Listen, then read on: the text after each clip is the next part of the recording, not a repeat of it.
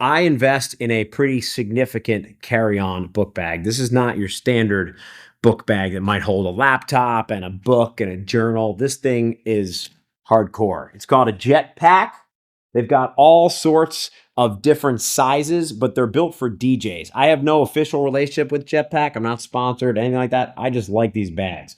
If you look inside, there's way more space than you would initially think. So you've got a big, huge bag here for laptop, books, anything you need. Then you've got this outer pocket here.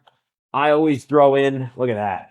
Throw, passport, wallet, money, phone, keys, hard drives, all that. I always throw in this additional little drawstring bag here, a little bag within a bag. So if I need to take out what I want for my actual flight, put it in here, and then this can condense and fit underneath the seats. Also, when you're at these hotels, you want to go to the gym, out and about, you don't have to have this enormous bag with you the whole time. I love having this little guy in there as well. Got a side pocket for water, stay hydrated on the flights, noise canceling headphones, medicine. You've got snacks, protein bars, little packs for caffeine, and then this back section here, one more pocket for iPad, anything else you need. So to me, I could not travel without this thing. It has everything I could possibly need.